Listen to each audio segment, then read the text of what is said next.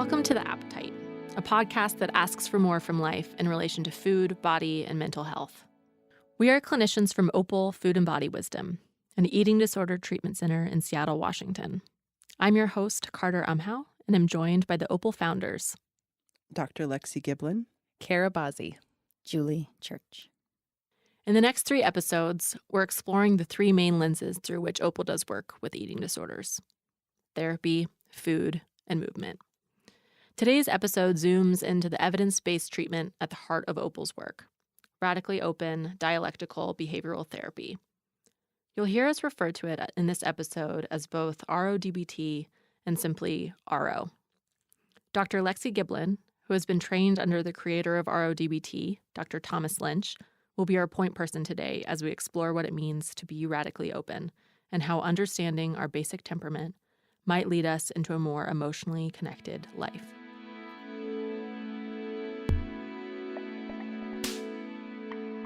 Lexi, there's so few people in the world that could do what you're going to do. So just be confident. I believe in you. I want you to know that. And Dr. Lynch, watch out.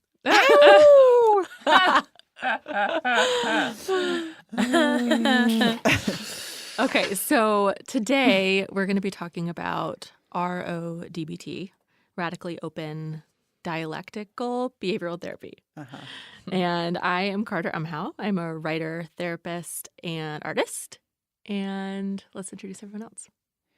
and I'm Dr. Lexi Giblin, and I'm Executive Director and a psychologist at Opal and a co-founder. and I'm Kara Bozzi, licensed marriage and family therapist, co-founder of Opal, and clinical director. Lastly, I'm Julie Church, registered dietitian, nutrition director, community relations director, and co-founder with Lexi and Kara of Opal. Awesome. So it's hard to just say RODBT and for people to know what that is. It's a new treatment. Lexi, can you explain what that is, what it stands for? I sort of spelled it out, but piece it together for us. So it's based on Dr. Thomas Lynch's research of about 20 years. So it's a new evidence-based treatment for disorders of overcontrol, which include anorexia, chronic depression, and major chronic depression and anxiety disorders as well. And I want to give a shout out to Erica Smith, who is Dr. Lynch's wife and has played a really vital support role in the development of this treatment. So, yeah. So why does there need to be a treatment specifically for overcontrolled people? What does that mean? Yeah, it's a great question because we had at Opal been using dialectical behavioral therapy as one of our modalities, and dialectical behavioral therapy, Dr. Marcia Linehan's work, is a treatment for disorders of under control, and that treatment is directed towards behaviors of uninhibition. And it turns out that most of our clients at Opal are quite over-controlled, I would say. You know, we haven't done the numbers, but I would say, 80% or so of our clients are on the more over-controlled side. And so when we learned that there was a treatment, an evidence-based treatment that was geared towards over-control, we couldn't pass up really diving in deeply and learning about it because, Julie, Kara, and I, and the rest of the eating disorder treatment community had been treating eating disorders based in intuition more than what the literature, the research was telling us. So there was no real research base to the work we were doing. And so along comes RODBT with an evidence base, and we're just jumping in excitement because we now have a theory to lean into that actually has been proven to be effective for the people that we treat. Yeah. So did people typically, like the people that were using DBT, do you think that they would have called their clients all under controlled, or has it just been kind of the norm that people typically within therapy are treating like emotional dysregulation? Yeah, I mean, my sense of it is that before this, we weren't really thinking in terms of OC, over control and under control. And so it was more, well, does that make sense for this client? But not really thinking so much in terms of of temperament so much. So it's just just another way of making sense of the disorders that we're seeing. And Lexi, for the listeners, how would you describe over control and under control in more layman's terms? Yeah, that's a great question. So, a person who's under control is more dramatic and erratic, has more high reward sensitivity, low inhibitory control, is more mood dependent. So is maybe will do things based on how they're feeling and what they're wanting to do based on any rules or plans they might have. They have more chaotic kind of relationships. And this under control would be more associated with borderline personality disorder, for example. And over control is kind of the opposite in a lot of ways, in that it is really too much of a good thing. It's self-control gone awry or gone amok, where the person is inhibited emotionally, can delay gratification, plans ahead, has difficulty relinquishing control. So this, as you guys were talking about the podcast and talking about how you might want to do it differently than what was in my head, I had to kind of flexibly control my urges to make it go the way that I thought it was going to go. So I could feel my over control come up, because I had a kind of a script in my head, and I had to do my own adjustment. But over control is associated with social isolation, because the issue is that these over controlled tendencies get in the way of social connection, of really true intimacy with others. So the plan is more important than the connection with the other person. And the person with over control, to say a little bit more, is that they tend to be really serious about life. They take life very seriously. They work extremely hard. They have high personal standards, lots of perfectionism, and they'll sacrifice. They're sacrificial in an effort to reach their goals. So I like a lot of those qualities. Yes. I think that's partially why we're here today, because we have some of those. Yes. I think it gets rewarded a lot in society, right? Yes. Yeah. This sounds so as the listener might be thinking, what's wrong with that? Yeah. It sounds incredibly American. Yeah, right? I mean, yes, that sounds incredibly American. Yeah. I was saying before we started recording today that this is something that I'm constantly trying to figure out. Am I OC? Am I UC? I have no idea. Putting it that clearly feels like that those things sound very foreign to me in some ways, right? So, but it's the more organized, more sacrificial of self, of mood, kind of both of those things in a lot of ways. Yeah, it's another way of thinking about it is masking inner feelings. And when we mask our inner feelings, we have a hard time connecting, because if I don't share with you how I'm feeling today, then how do we connect on a true intimate level? So then if you inhibit your emotional expression and you don't share your vulnerability, you may find yourself quite lonely, because you're never really touching base about what really matters for you and what you're feeling in any given moment. So yes, all the organization, the pattern recognition is another aspect of over control. Those are important parts, but it's really the part that really gets folks in trouble who are OC is the emotional loneliness part and the difficulty connecting. And I would imagine, and this is true of our clients, and I think just when I think of personal life too, is a lot of fear around sharing that inner world, that it's going to be met with rejection. So it might, even if there's desire for more connection, I think a lot of us, and me included, can be scared of being rejected. So it's such a good point, right? Because if you're OC, you tend to be more risk averse. And a lot of what we do socially is taking risks. Sharing yourself is a risk. And there's the fear of what will happen if I share myself. But what happens if you don't take a risk? Right. In your life, either interpersonally or in other ways, you have to take a risk to learn. And so if you chronically do not take risks in life, will you learn?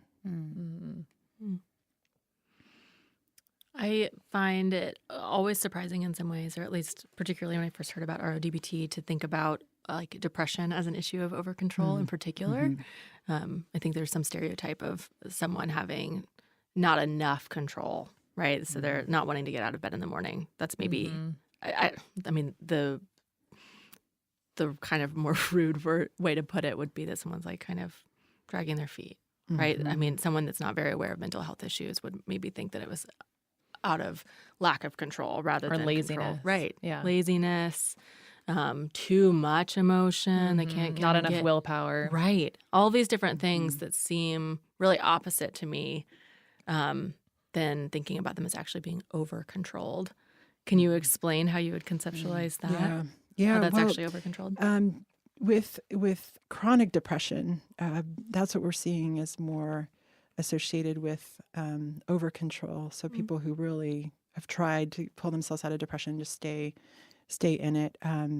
They if you're over controlled, you will have a lower reward sensitivity. So good things don't feel as good for a person who's OC as a person who's on the UC side. So getting out of bed in the morning won't be as rewarding. They're not as reward sensitive, and they're at the same time that they have low reward sensitivity. They have high threat sensitivity, so they're anxious about what might happen. They walk into a rose garden, and they tend to see the thorns. Like temperamentally, they'll tend to see the difficulty, the problems, rather than the beauty of the rose. So again, like the brain that is constantly making patterns, constantly trying to assess kind of their surroundings, is now over functioning, only really seeing the problems in a way. Yeah, well, they're temperamentally just not as wired. They're more vulnerable to avoiding, threatening situations because of their temperament. Yeah. And I know we have a debate at Opal about whether that's kind of nature versus nurture. Is somebody wired that way from birth, or is that something that's, developed through childhood and through family of origin issues? Yeah. Can you speak to that? Yes, I can. So one of the things that people will talk about at Opal and beyond, I'm sure, is, I am biologically OC, but my environment is, or I'm biologically UC, and then my environment has created an OC monster. And when we think about the biosocial theory of over-control, we think of three different prongs, and those include nature and nurture. And so we aren't just thinking about, we're not just thinking about nature only. So someone can be, can I just speak to those a little bit? Totally. So nature, nurture, and coping is the biosocial model. So nature refers to the OC temperament, so high detail attention, perfectionism, threat sensitivity, and then take a person who is of that biological nature and put them in a nurture and an environment where perfectionism is rewarded, high achievement is rewarded. Self-control is rewarded. So both in the family of origin or in societally or on athletic teams, so a person who has that nature and then that nurture will cope by thoughts on that, right? I mean, what would you do? What did we do? We shouldn't remove myself from the matter. But coping by, of course, masking inner feelings. I mean, it was for the reasons stated. It's risky if you're growing up when it's a don't let them see you sweat. Or nurture, don't pull yourself up by your bootstraps. Cry. Yes, right. So you would mask your inner feelings, avoid risks, cope by not standing out, being more aloof and cautious. And so those coping styles make sense given that nature and nurture. Mm. Yeah. So And I then guess, I think, and then I also just think of the nature side of even like in our family system.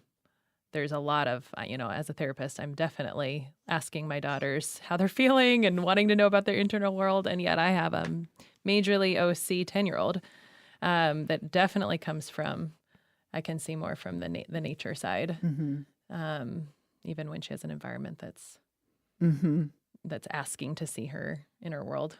Right. Yeah. Right. So she has a nature of OC and then maybe a nurture of more freedom and more flexibility, which will probably serve her quite well in the coping side, right? Yeah. So within the treatment setting, what would be this mechanism of change, right? Yeah. That you talk about within the work. Yeah. What takes someone from being overly OC into a place of more freedom And more emotional connection. Right. Right. Yeah. And, this is one of the reasons that Julie Kerr and I just fell in love with RDBT because we were already of this thinking and the key mechanism of change, I think, in our minds, maybe we weren't saying it this way, but we were behaving as if this is our belief system prior. But the key mechanism of change in RDBT is open expression equals trust equals connectedness. So is to say, vulnerability leads to connectedness, to true intimacy. When we share who we are, we feel more connected and close to others. And when you share who you are, you trust the person, right? I mean, what happens when you can tell someone's not quite telling you the truth, right? You lose trust and maybe aren't as interested in connecting with them. So when we share vulnerability, we're really communicating two things. One is I trust you. So if I share something that's dear to me that is vulnerable, I'm social signaling to you that I trust you, because I wouldn't just share that with anybody, I would assume, especially if I'm over controlled, right? And I'm also communicating that we are the same. I also am fallible. And so vulnerability is a really powerful social signal and leads to that trust and connectedness. And you think about who are your friends? Why do you like your friends? What is it about your friends that draws you to them? Is it that they are, coming back from Hawaii and have their second PhD or or whatever Facebook kind of, wonderful Facebook kind of presentation, social marketing presentation. What is it that we really like about our friends? Yeah. We love our friends because we share our foibles and our vulnerabilities, and they still love us and they accept us. In the spirit of risk taking, should we do a role play? Ooh. On the spot. On the spot. Yes, role you play? should do a role play. What kind of My role heart play? started racing, and I thought of that idea, and I said, "Okay, I'm going for it. That's my risk taking action." Oh, I like it. I like it. What are you The gonna do? idea of having a conversation that isn't very open, there isn't a lot of open expression, Okay. and then one that would have more open expression. Okay. Okay, you want to try it? Kind of one-upping. Isn't that one of the tools of That's Match Plus One is one of the tools. Ooh, is that Well, what you're gonna do? there's one that we use in RO. That's the lottery winning situation. Oh, I love that one. Oh, I don't know that one. Okay. do well, it. you want We to could do do it? it. Yeah. You know Oh, I think I yeah. know. I think Yeah. I know. So this would be an example of a time when not only are you connecting through kind of shared expression of emotion, but it's also talking about the power of social signaling, which I don't think we've talked a ton about yet. But I think you can probably imagine, and the listeners can imagine too after we do this. Yeah. Not just what our tone of voices will sound like, but also what our faces might look like, even though you all don't know what we look like. But This is voice tone only, which is yes, you can interesting. imagine someone's face, though, based off of their tone, right? Yeah. Yeah. Okay. Okay. Great. So here's scene one. Here I come into the room. Carter, I just won the lottery. at Wow. 7-Eleven down the street. I just won Oh, yeah, I the went there lottery, once. like $50 million Powerball. That's a lot. I know. Yeah. What? I mean, that's cool. What do you think you'll do, like, with the money? Oh, God, I feel So mean. sad. I know that is really Go sad. find a new audience. I am Yeah. refusing Think emotional harder. connection. Man. No. Real My mom flat used there, to call Carter. that the death stare. Ooh, that's what Carter So- was giving Lexi, Yeah. the Yeah. death stare. I was like, okay, I'm done with this conversation. That's how I felt. I know, was it's like, I'm easy to done. be Like, done. never mind. Yeah. Yep. You weren't the Don't- right audience. No. Okay, scene 2. Okay, so scene 2. Carter, What? I just won the lottery. Oh my God. Don't scream too loud. Okay. But I just won the lottery. Oh my, I'm not even oh my kidding gosh, you. how did this happen? At the Powerball down the street at 7-Eleven, the new Powerball? Yes. Oh my God. What are you going to do? I don't even know. I can do anything, whatever I want with my life. Oh my God. Oh, the faces are great Yes. here. I know. The faces are wide-eyed, Oh my gosh. mouth open, Yes. jaw dropping. Yes. Wow. So quite different, right? Totally different. Yeah. Totally That's different. funny. And here I was just thinking about me and Lexi connecting today over our weekends. Yeah. I'm The like, what's Powerball. lottery? I don't know. We can do that too. Oh, yeah. But it's a really, I think, important example of the difference between how people can be connected if they are willing to be or have learned how to be less controlled with their expression of emotion. So if I am being incredibly inhibited, even if I love Lexi, I'm so excited for her, whatever's going on with me, I might be so inhibited to actually express that and share that you probably would not want to be friends with me.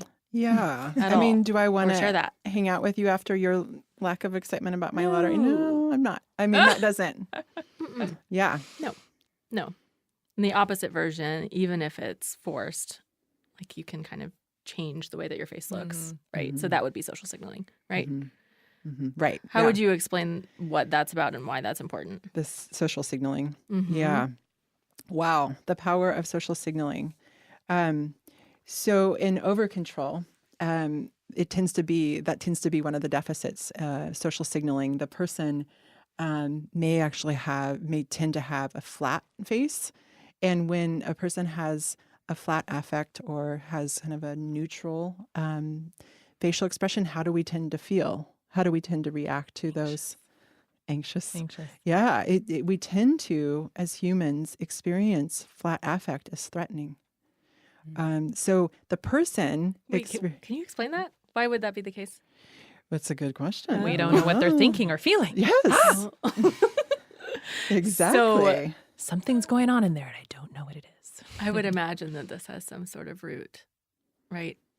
I know that it does, but I would love for you to explain that a little bit. Yeah. Like, so if we don't know what's happening on someone's face, why do we respond like in fear or anxiety? Even if we can imagine, or maybe we could be compassionate, or their content of what they're saying is fine. I would tend to say that I think a lot of what Kara said is very true, right? We don't know what they're thinking or feeling. There's no communication of their inner world, and therefore we don't know how to quite be with them, and that makes us anxious. And we certainly know about this feeling as therapists of folks who tend to be OC. But I think probably at the core, as humans, when someone's flat, we're wondering, am I in their group or not? I'm not quite sure whether I belong with this person or not, and that's what's so threatening to us. Or I don't know whether they're okay with me or not. I don't know if I'm okay with, there's a lot more probably Questions. anxiety around belonging, and our basic tribal nature is more questioned when there's a flat affect. Right. And we need to figure out if we're in or out with that person. Yeah, because species survival depended on tribe in the past. So we as humans are quite sensitive to whether or not we're in the tribe or not. So we can pick out a neutral or flat expression in a crowd quickly because our life truly depended on it in the past. We needed each other, and we're better when together. So even with the silly like lotto Yeah. Powerball example, Yeah. I wonder if you would start kind of wondering, is this person going to steal my money? Yeah. Should I have said this? Yeah. Yeah, they're out to get Ooh, I me should in have some told way. them. Yeah. I have to say, though, with having 2 OC family members, you're not totally screwed because that just requires some more communication. Then it is, what are you thinking? What's going on? I can't tell. But if someone's not doing that work, that person Then, yeah. isn't probably getting the reactions that they might want. Yes. They're feeling sad for some reason, and no one's ever coming up to ask why. Mm-hmm. How are you doing? What's going on? Totally. Then And how do you get to first know the person with OC? So you know them Right. now enough to know and probe, but maybe at the beginning you would say, Right. I don't think that they want to be my friend, or I don't know if I want to be their friend because they're not much fun. They don't seem to be expressive and Right. indicating who they are. And Right. So I feel like I'm clear about what would be obviously threatening, like a flat affect. What would be warm and inviting to somebody, though? yeah. It's a good question too. Right. So in RODBT, we talk about the big 3+1, which is eyebrow wag or eyebrow flash. So having your eyebrows up. Try it. Listeners, try Yeah. it sometimes.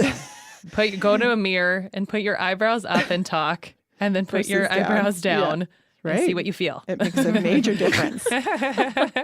Yeah. Try greeting your friend with your eyebrows up, and then try the same greeting them again with your eyebrows down. It's a profound difference. Those eyebrows are really powerful in terms of our signaling of cooperation with one another. And then another part of the big 3+1 is a deep breath, which in addition to the eyebrow wag or eyebrow flash, turns on our safety system, our biology, our safety biology. And then a closed mouth smile also. So big 3+1, that's the third. And then +1 is leaning back if you're sitting down.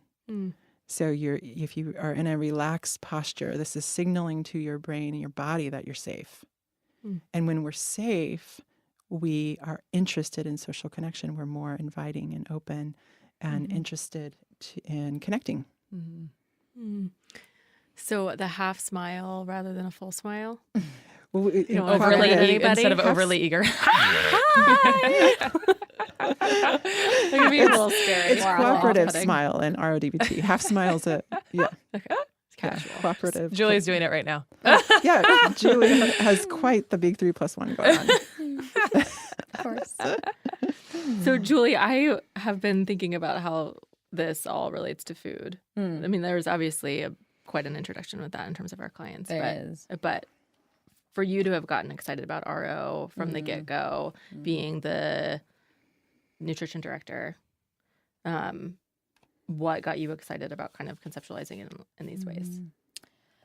I think it comes back to a lot of the traits of somebody that's more overly controlled, and just seeing the easy parallel to where that goes in one's relationship with food and the expression of it in the way that one makes rules about food or has a plan about food, and a lot of the planning ahead. And I think the hope to there's another playfulness and kind of just loosening up that comes along with the treatment modality of RDBT. And I just think that as a dietitian, having not been introduced to this for years and been giving support and treatment as a dietitian, that was so much of what I wanted for people to do was just, not plan ahead. Like, let's just go. Like, it's okay. It's going to work out with food. We don't need to know all the facts on the back of the box. And you don't have to have self-control around food. Like, I just think it's okay. Be in the moment. Listen to your body. So know yourself and trust yourself. So I think, the internal personal relationship with one's body can kind of parallel this openness that can lead to trust too. So, but I think especially those early character traits that kind of parallel so easily into the way people behave with food. It's exciting to have that. And now, we're getting to be able to see that be, clients be offered an environment around food at Opal that also can allow for them to learn to approach it differently. So we can talk more about that, but that's exciting too. It's just to kind of see the ways that we can give them that opportunity. So. That reminds me of this article I always try to sneak in with clients whenever I can. I don't know if you guys have watched Chef's Table or anything. Have you guys heard of that show? Yeah. It's awesome. So it's these amazing chefs around the world, kind of profiling each one. There's one chef, the restaurant Alinea in Chicago, and there's a gourmet food review about this restaurant that I read it actually in a food writing class long ago. And I've brought it to our clients sometimes. And it has no specifics really about the food whatsoever. It's just this like crazy writer talking about how freaking excited he was the entire time he was eating and how connecting it was and the social experience of being in this restaurant that's opening, and every single bite is so amazing. And you don't really know what the flavors are, but you know that he was like leaning over the other side of the table and he was talking to everyone about it, and he was sort of skeptical of the other restaurant goers in the group, but suddenly they were all best friends because they're having the best time. And it's obviously this very exaggerated display of being really playful and really open around food. And the social signaling, too, of course, around what it means to be connected and enjoying something together. And if that's not happening around food, or if that's not happening around a table, and that's a place where we're all meant to show up 3 times a day in our lives in some capacity, whatever that looks like for us, then you're losing quite a lot. And how attractive is that? And how you're so drawn to that, right? People just enjoying being in their body, enjoying themselves. Right. Right. But it's totally also really magnetic. scary to somebody that's really deep in living life as like really overly controlled. It's Because very the fear is- appealing, yeah, but it's it's appealing. scary. It's scary because they're afraid of being out of control. And Yes. again, the flip side of being the person sitting on the couch not doing anything. Right. And there's this huge body image piece to it as well, I would imagine, too, right? So we talked about this a few weeks ago maybe, but this idea of, like, if you're so concerned about how your thighs are looking and you're controlling even the way that you're sitting so that your thighs are looking the best they can look or whatever, then what is that social signaling to the rest of the room if you're sitting there so rigidly? Right. So you're, again, in yet another way, being really kind of rigidly social signaling kind of a closeness Yeah. because you're kind of feeling Consumed more by of that the thought. concern. Yeah. Yeah. Right. Yeah. Yeah. So the goal in OC, the goal of treatment is to not inhibit more. Like check yourself, check and recheck everything. That's not the goal, right? It's to chill out. And like you're saying, over meals, that's such a great example of just being in the moment rather than focusing on all the details and and just being and not taking life so seriously. You know, that's part of the work in RO is to chill out and not take life so seriously. It's okay. And it is the food, and time with food is one of those opportunities. I think of that. Right. Just being able to give clients the opportunity to do that again with people in a casual way and not have food be a barrier, because it literally is another barrier for people that are struggling with an eating disorder that are overly controlled in a social environment. The food is a barrier to connection because they're struggling with so much thinking and, so to be able to let that not be a barrier, and maybe them also work on these other social signals and other things, but also that food just wouldn't be as stressful to them is really hopeful to me. And I think, again, of how relevant that is for everyone, all the listeners. 'Cause that's not just for people with eating disorders. No. A lot of people are preoccupied With food. Right. with food. Yeah. And I think this would be probably a whole nother podcast, but it's also especially for the general population, how there's definitely a tendency now towards finding ways to connect around food in a certain way. You might eat food in the certain, and that in of itself is supposed to be connective, but then how that can lead to more of the obsessive thinking and keep you from being able to connect with a wide variety of people or just be able to be spontaneous in your connection also if you're so Yes. I don't know about narrow. you, but some of those conversations I just think are some of those Boring. boring What, food conversations? Yeah, unless we're talking about pleasure and like, that's the good, or like sharing ideas for restaurants or some pleasurable aspect of it. But just to talk about it ad nauseum is so freaking boring. Julie, the dietitian's like, that's what I do Yeah. all the time. Well, and there is, and it does get very boring, but I also find the finding ways for people to have the openness to like the playfulness and just letting go, like you ate teriyaki. It's wonderful. It sounds great. It sounds great. Yes, some people can find themselves so obsessive with how they did it or how much or where and what they, and it just, I'm like, Mm-hmm. sounds great. I don't think there's a right way to eat teriyaki. And that goes right back to the idea that if you're looking for the right way to do something and to plan it and to make sure that it's okay and good, and you're thinking black and white, and there's a good food and a bad food and a right time to eat it and a wrong time to eat it, et cetera, then those are the only values you get to hold up in your life. Mm-hmm. Whereas RDBT is also suggesting that there are other values to start pursuing. Mm-hmm. And we're suggesting in all these different areas at Opal that there are other values that you should hold above whether or not you picked the right thing for your lunch. Yeah. That, like, did you have a good time? Were you relaxed? Were you connected? Were you getting to be playful? Did you try something new, etc.? So less about what did you eat today? The actual nutrient content and what that may or may not do to your body size or your health. Yeah. Yes. What about what is it going to do to your heart? Yeah. Or your spirit, etc. And in RO, we're interested in. We come with humility and say, what is it that you want to get out of your life? What is it? And maybe if somebody, that is what they're after, is they want to get, that's their thing, is getting really into their food, and is that okay with them? So we're really asking those questions of the person, whether or not that's really the life they want to live, and if not, then we've got this treatment that they can try out. And I love RO too, because we don't focus so much on food. It's an indirect way at getting at the kind of the underpinnings of eating disorders with over control. The emotional loneliness, The primarily. emotional loneliness and the inhibition. So what would some of the other actual direct avenues into that be within the RO structure? Within the class? RO structure with regarding food in No, particular, I'm or thinking just general? The emotional Art loneliness. of non-productivity. Oh, yeah. And novelty, Yeah. et cetera. That's actually part of the treatment. These Yeah. things. Right. So if you're on the over-controlled side, productivity is kind of the name of the game. Efficiency.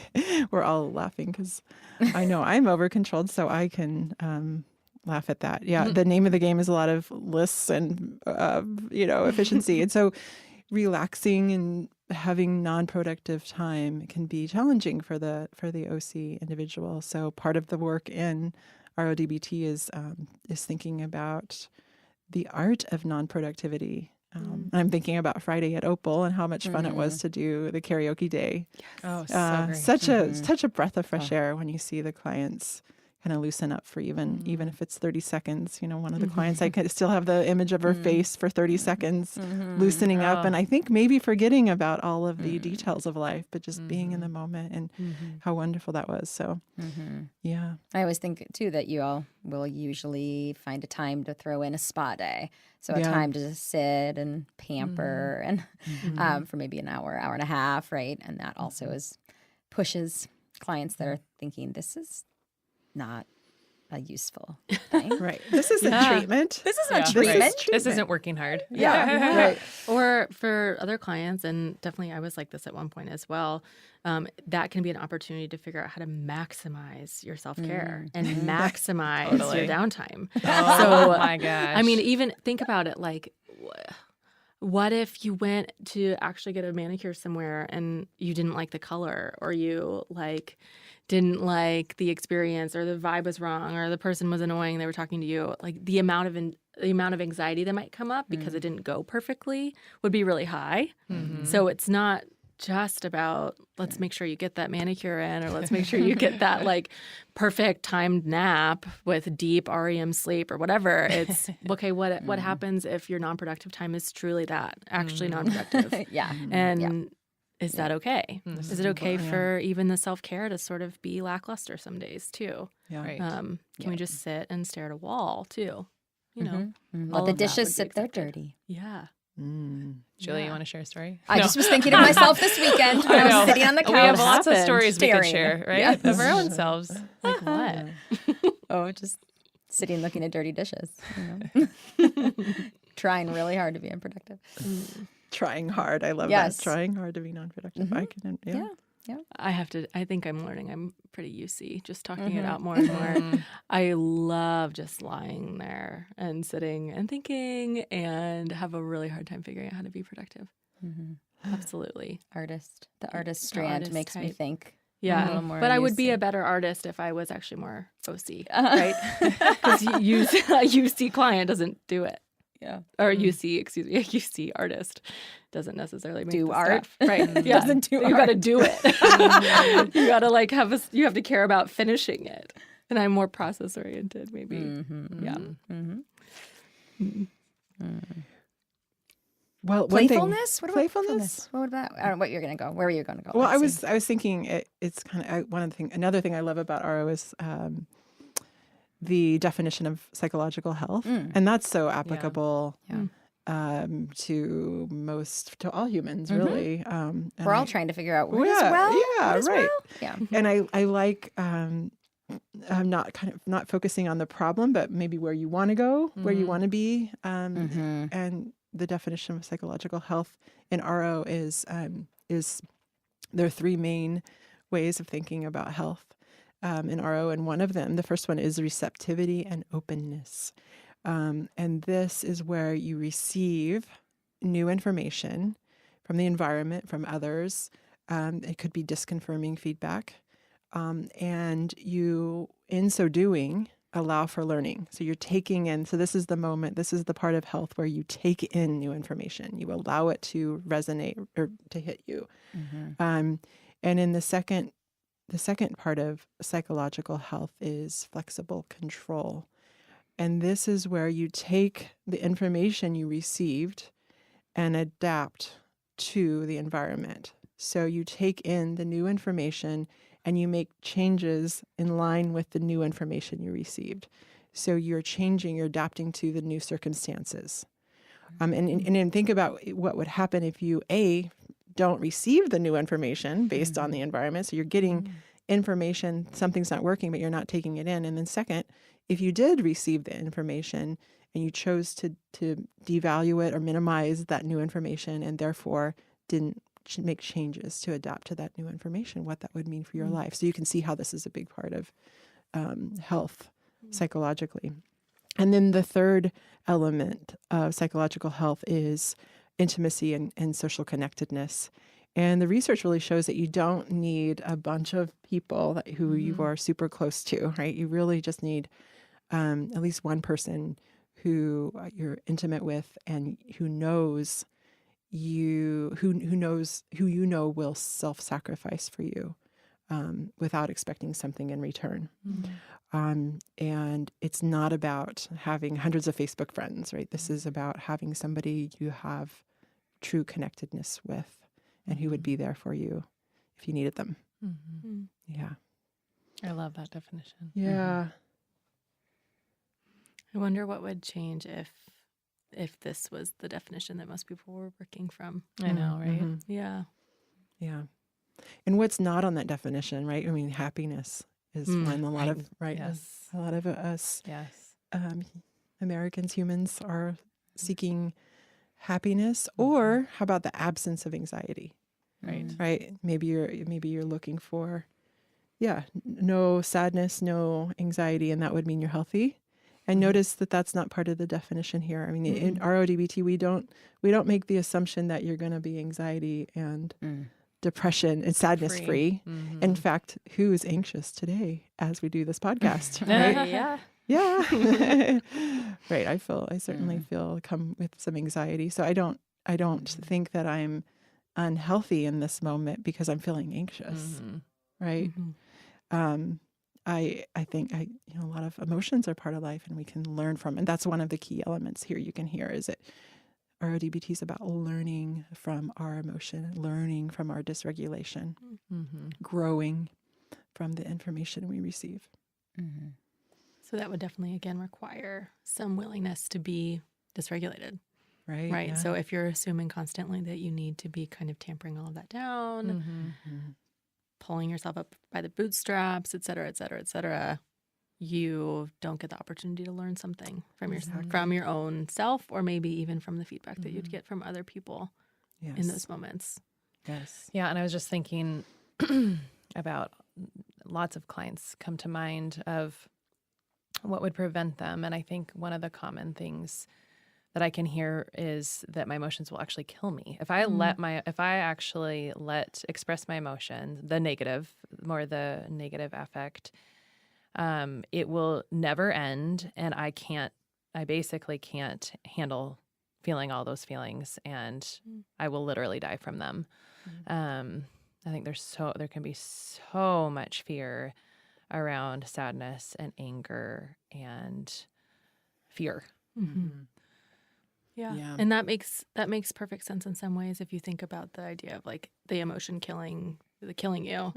If you take that a little bit less concretely, it might actually kind of kill the way that you are living your life.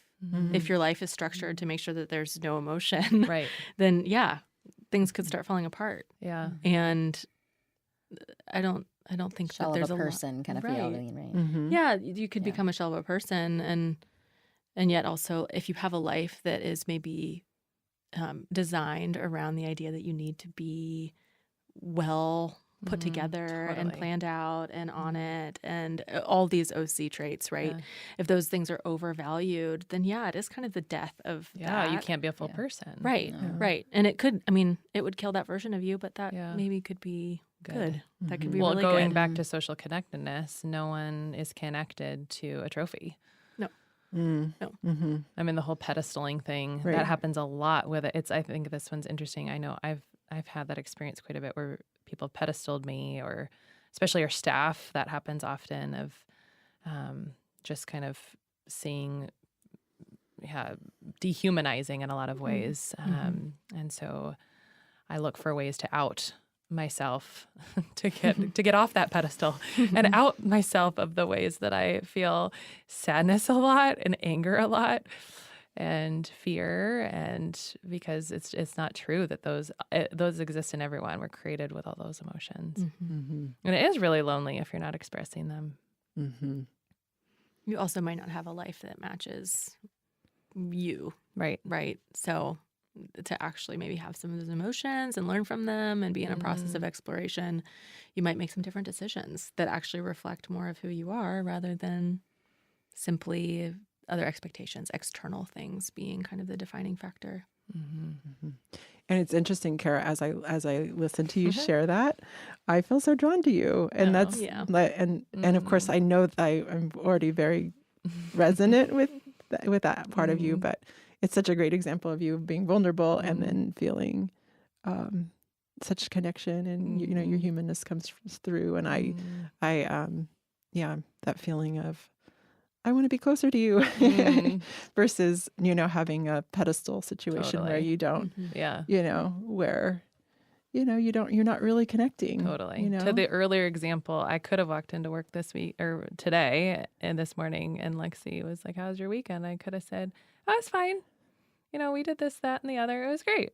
Yeah. But instead, I was like, "No, I had a really intense weekend for this, and this, and this." And then she tells me about how her weekend was for real, in real terms. Right. And guess what? That was a lot more connecting. Right. A little less lonely today. Yeah. Well, one point I want to make, because we were talking about dysregulation. Yeah. And how if you don't allow yourself to be dysregulated, you don't maybe challenge some basic assumptions that you would have otherwise if you're always controlling your emotion. And one of the key parts of RO is self-inquiry, which is all about moving towards dysregulation in order to learn.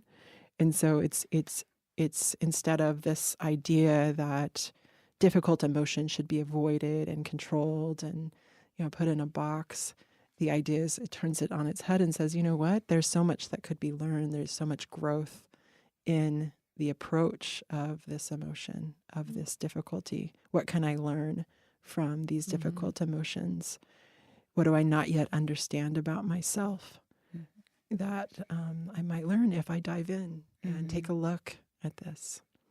And self-inquiry specifically isn't just like trying to figure yourself out. It's not just like the self-help version of looking at yourself. It's something pretty specific, isn't it? Right.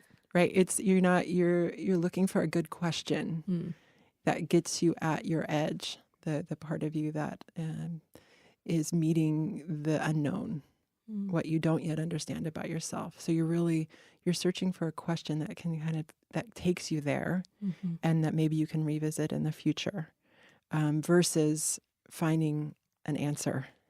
This is not, self-inquiry isn't about finding an answer. It's about finding growth, getting curious, and coming up with a good question. And in RO, we do short self-inquiry practices, 3 to 5 minutes is what we say, because a person who's OC will, for the reasons that Kara was saying, it's intense to go. It's painful to go to our difficult emotions. And so in RDBT, we try to make it a place that you would want to return, and therefore, it's okay to just go for a little while and see what you learn, and then come back to it later. So I'm even wondering, as you listeners are hearing this, what if it makes you feel anxious thinking about some of the stuff we're talking about, or what I'm thinking about that as Lexi's sharing about this treatment of just what comes up for you as you're hearing it. And self-inquiry can be also done in community, right? Like it's not just an isolated thing that you're in your head asking yourself these questions and trying to come up with questions. Yeah. Maybe you want to speak to them. Yeah, good point. So it's often you can find a good self-inquiry partner, and we do self-inquiry at Opal in different consults. But it's really helpful when you have a buddy with you in it, because they can help you. They can ask you questions that you might not ask yourself, right? You can certainly do it on your own through journaling or just through thought. But certainly, I know that I've gone to places I wouldn't otherwise have gone when I do self-inquiry with someone else. They, when you're dysregulated and in your suffering, it's hard to push yourself to go where you don't want to go. And that's effectively what you're doing in self-inquiry. You're going, where you don't want to go. And so sometimes you need a friend, a peer to take you there, to help take you there. My observation too has been in observing it and being a participant in it too, is that, kind of the question that comes is somebody might be sharing something that's kind of reflective about this place where they had a lot of energy around something. And they're kind of going in one direction, but there's a point when they're sharing and there's this tears maybe coming to the surface, or some flushed skin, or maybe shuffling in their chair that's like discomfort. And with that, but they don't stop there and they keep going. So then the person that maybe is the partner in self-inquiry may ask that question like, okay, wait, there was that one moment that you were tearful and you were talking about this. Do you want to go? Is there something about that you want to expand on? So I just think that's it's a good question. So we often will ask the question, are you moving away from your edge or closer to your edge, or moving away from your dysregulation? And as a peer doing self-inquiry with our friend, it can be hard to allow them to be in their, to not validate or pull them out and regulate them in some way. And so part of the work as the listener is to actually out of kindness, helping them move towards their dysregulation, because the belief is that they will learn and they'll grow as a person. So it's actually quite kind to move a person towards their dysregulation. I can imagine that some listeners might think, well, I don't know if I have a friend that would receive that, or can I really do this with a friend? Would they take me seriously? How would they respond to me? And I guess just to send an encouragement too, is that I think a lot of people are desiring to be more honest and connect to friends about the harder stuff. And even though you might not know if your friend is open to it, I think it's worth taking that risk, because we see that all the time at Opal, that sometimes people hold back because they're afraid no one's going to receive it, and then come to find out that there's so many people that can reflect a similar experience. Yeah.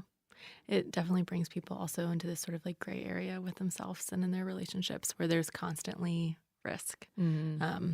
And I was just thinking about how we're with people kind of all day that are in that space, in that season of their lives where they're kind of in that all day for maybe months at a time, or at least moving toward it all day for months at a time.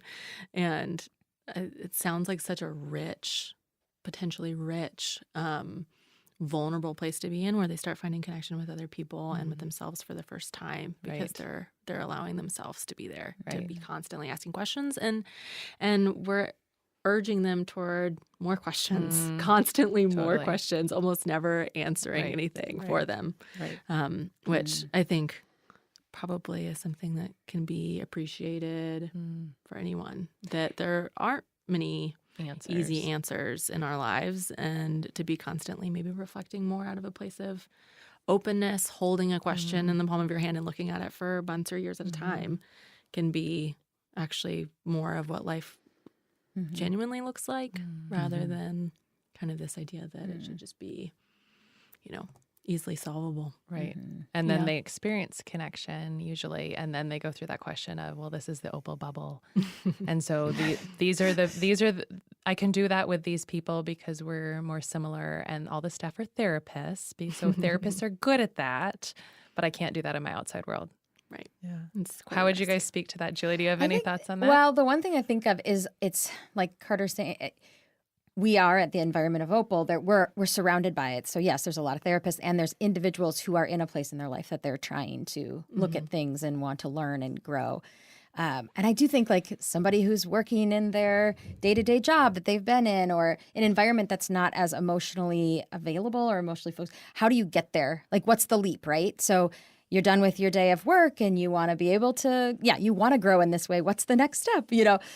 So I think that's, people desire it, I think, at the moment, but it's like, what's the things that will help people get there? It could be the right person that's going to ask questions, or maybe it's environmentally the right journal and the right pen in the right place. But I don't know. I just think it's a big transition, I think, for people that aren't in an environment or a career that really orients people towards this. And I would say people that maybe are more OC are going to be probably drawn into environments that could be more, I mean, maybe they have that. I don't know. I just think of like careers that have people with more of these traits. I could say some, but I don't want to name stereotypes. So I just think, but jumping from that kind of job into this work is very different. Right. So that's and it makes me think of like the how was your day question. I mean, that's such a simple question that gets asked a lot by people. How was your day? And it doesn't mean you have to then open up your whole life story. It could be one step of just saying, not just it was fine, it's fine, but maybe adding a sentence or two. Yeah. That open expression is context dependent. You know, it's the person. It's not, so RO is not saying like just share all the time everywhere with everyone. Right. This is definitely context dependent. So is it the right person at the right place? The right context. Yeah. But man, it's worth risk. I think, gosh, I just get so excited about how much it's worth risking. To take little steps. Well, I think that we should end here. Great. It's really fun to kind of like see all these different threads kind of go off in these different directions, talking about relationship and talking about food and talking about temperament. I think we're going to have, I don't know, some really fun conversations together. Yes, and this isn't going to be the last one on RO. No, there'll be little seeds everywhere. Yes. Yeah. Okay. Thanks.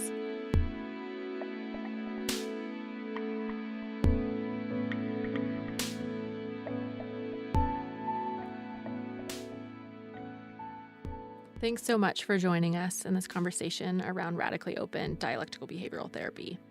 And thanks, of course, to Dr. Thomas Lynch for his work and creation of this modality. Thank you to Jack Straw Cultural Center for sound engineering, to Aaron Davidson for the Appetites music, and to Opal's Sarah Taylor for production assistance and editing. You can find more episodes of The Appetite on iTunes, and you can subscribe there as well. If you want to learn more about Opal, find us at opalfoodandbody.com or connect with us on Facebook and Twitter. See you next time.